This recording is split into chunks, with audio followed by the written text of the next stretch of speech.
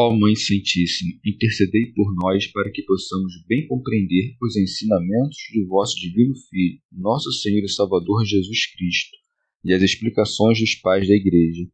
Ó Virgem Imaculada, ofereço-vos este trabalho e peço que abençoais aqueles que o ouvirem, e que seja para a maior honra e glória de Deus. Amém. Senhor onipotente, purificai o meu coração e os meus lábios.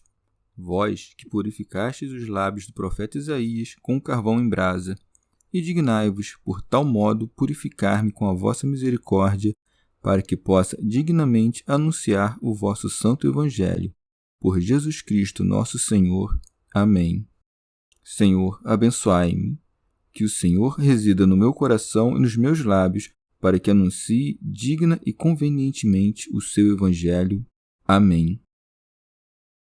Evangelho de Nosso Senhor Jesus Cristo segundo São Lucas.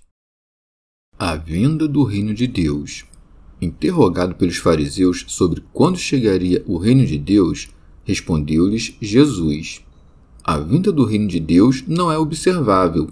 Não se poderá dizer, ei-lo aqui, ei-lo ali, pois eis que o Reino de Deus está no meio de vós. O dia do Filho do Homem. Disse ainda a seus discípulos: Dias virão em que desejareis ver apenas um dos dias do Filho do Homem, mas não o vereis. E vos dirão: ei-lo aqui, ei-lo ali, não saiais, não sigais. De fato, como o relâmpago relampeja de um ponto do céu e fulgura até o outro, assim acontecerá com o Filho do Homem em seu dia. Mas será preciso primeiro que ele sofra muito e seja rejeitado por esta geração. Comentários dos Pais da Igreja. São Cirilo. Como Salvador mencionasse frequentemente o reino de Deus quando discursava para as gentes, os fariseus aproveitavam-se desta ocasião para ridicularizá-lo. Interrogado pelos fariseus sobre quando chegaria o reino de Deus, como se dissessem ironicamente: Antes que chegue o reino de que falas, haverá morte na cruz. Nosso Senhor, porém, mostrando paciência em vez de pagar a injúria com injúria, não deixa sem resposta aqueles que lhe tinham em tão pouca conta. Respondeu-lhes Jesus: A vinda do reino de Deus não é observável, querendo dizer, não buscais saber quando há de retornar o reino dos céus. São Beda. O tempo da segunda vinda não pode ser conhecido dos homens nem dos anjos, ao contrário do que sucedeu com a encarnação, anunciada pelos oráculos dos profetas e pela voz dos anjos. Por isso diz: Não se poderá dizer, ei-lo aqui, ei-lo ali. Ou então, perguntaram-lhe sobre o tempo da vinda do reino de Deus porque, como dir-se-á mais adiante, acreditavam que o reino haveria de se manifestar com a entrada de Nosso Senhor em Jerusalém, pelo que Jesus responde-lhes dizendo que o reino de Deus não virá com aparato. São Cirilo. É unicamente para o benefício de cada homem que Nosso Senhor diz o quanto segue: Pois eis que o reino de Deus está no meio de vós. Isto é, o poder para alcançá-lo reside em vosso íntimo, porque todo homem justificado pela fé e pela graça de Jesus Cristo e adornado das virtudes cristãs, há de alcançar o reino dos céus. São Gregório Nazianzeno. Ou então, Nosso Senhor assevera que o reino está em nós com o intuito de nos dar a conhecer a alegria que o Espírito Santo incute em nossas almas, a qual é uma como que imagem e penhor da alegria permanente de que as almas dos santos desfrutam da outra vida. São Beda. Ou significa que o reino de Deus é o próprio Jesus no meio dos discípulos, isto é, reinando em seus corações por meio da fé. São Cirilo. Quando diz Nosso Senhor, o reino dos céus está dentro de vós, quer exercitar os discípulos na paciência, para que, assim fortalecidos, sejam recebidos no reino. Prediz também as perseguições que hão de suceder antes que baixe dos céus no fim do mundo. Disse ainda a seus discípulos: Dias virão em que desejareis ver apenas um dos dias do Filho do Homem, mas não o vereis. dando-lhes assim a conhecer que a perseguição superveniente será tão cruel que desejarão tornar a experimentar nem que seja um só dos dias do Filho do Homem, ou seja, do tempo em que haviam interagido com ele. Com efeito, os judeus alancearam Nosso Senhor com impropérios e injustiças, ameaçaram-no de apedrejamento e muitas vezes desejaram lançá-lo do alto dos montes. Tudo isso, porém, ter-se-á em conta de nada quando comparado com os maiores males que estão por vir. Teofilacto Diócrida. Então viviam sem cuidados, porque o próprio Jesus Cristo olhava por eles.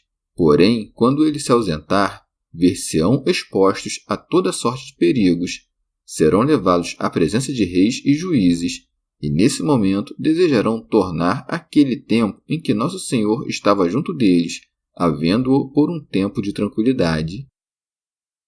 São Beda. Ou ainda, chama de dia de Cristo seu reino futuro, que esperamos, e diz com muito propósito, um só dia, porque na glória da felicidade vindoura não haverá trevas. É bom ou muito ansiar pelo dia do Senhor, mas não devemos nos deixar levar por ilusões e devaneios, cuidando que esteja próximo, pelo que diz: e vos dirão, ei-lo aqui, ei-lo ali, não saiais, não sigais. Santo Eusébio, como se dissesse, se quando da vinda do Anticristo este chegar a cultivar tão alentado renome a ponto de ser confundido com o próprio Jesus Cristo, não vades nem o sigais, porquanto é impossível aquele que se manifestou claramente aos homens estreitar-se à terra novamente. Portanto, esse há de ser aquele de quem é dito, não é o verdadeiro Cristo. O sinal contundente do retorno de Cristo achar-se-á no muito luzir que há de acompanhá-lo. De fato, como o relâmpago relampeja de um ponto do céu e fulgura até o outro, assim acontecerá com o Filho do Homem em seu dia. Por conseguinte, não o veremos a andar sobre a terra como um homem comum, senão que brilhará por sobre todos nós, em todas as partes, pondo a lume a grandeza de sua divindade. São Beda. E diz esplendidamente que o clarão há de brilhar sobre o céu, porque o juízo final far-se-á debaixo do céu, isto é, nos ares, segundo as palavras do apóstolo. Seremos arrebatados juntamente com eles sobre as nuvens. De modo que, se Nosso Senhor há de vir julgar como um relâmpago, ninguém se poderá ocultar, nem mesmo no interior da própria consciência, porque o fulgor do juiz penetrará todas as coisas.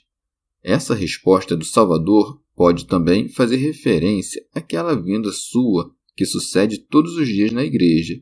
E como os hereges muitas vezes se punham a atacá-la, dizendo que a doutrina que esposavam era a mesma fé de Jesus Cristo, os fiéis de então acabaram por desejar que Nosso Senhor voltasse à terra por um dia, se tanto fosse possível, para declarar qual era a verdadeira fé.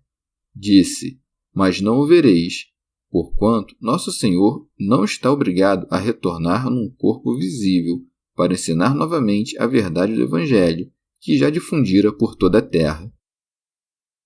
São Cirilo.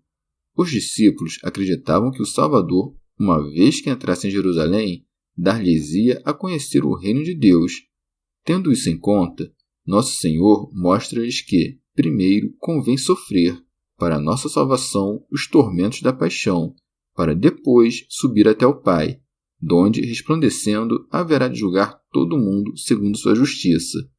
Por isso aduz: mas será preciso primeiro que ele sofra muito e seja rejeitado por esta geração.